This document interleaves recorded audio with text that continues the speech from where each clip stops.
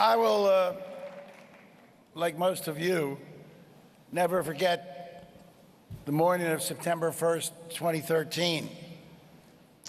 I was down at our beach house overlooking the Atlantic Ocean, and I was sitting on the porch when a phone call came through to me.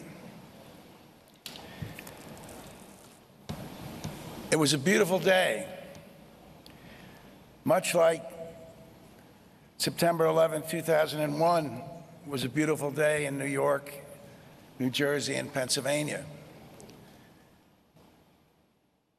And I couldn't believe what had happened. I couldn't believe that people were tied and bound and shot and executed in cold blood. I thought, for some reason, I thought about the Alamo. In the Alamo, Texas was hoping to gain its freedom from Mexico, and a little more than 200 Texans, poorly armed, held out in this little fort for days against 10,000 members of Santa Anna's army. Eventually, all of the people in the Alamo, all of these revolutionaries, were killed. But it wasn't long before Santa Anna's army was defeated and before Texas became a free part of the United States of America. And I believe with all my heart that that's what will happen as an outgrowth of what happened on September 1st, 2013. And as I listened to the reports, as we got more and more information, I felt grief and anger.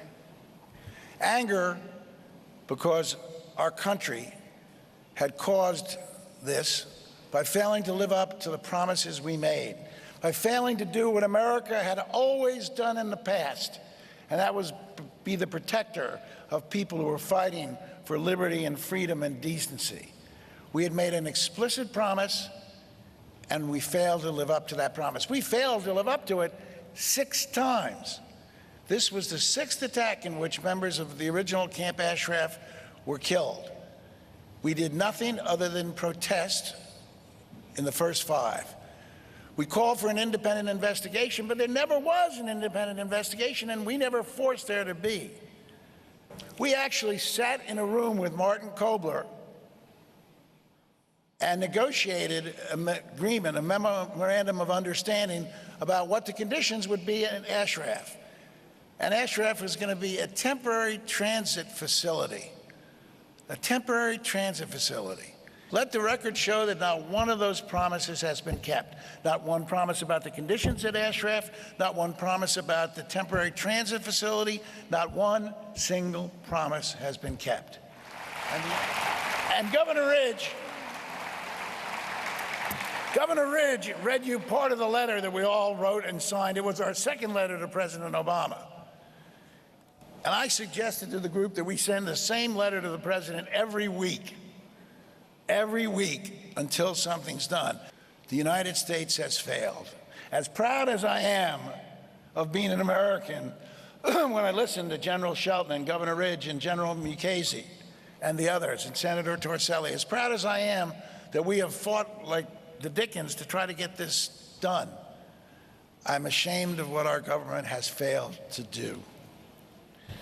Well, it's time for us all to act. It's time for the world community to act. It's time for the UN to act. It's time for the US to act. In the name of decency, let's honor our commitment.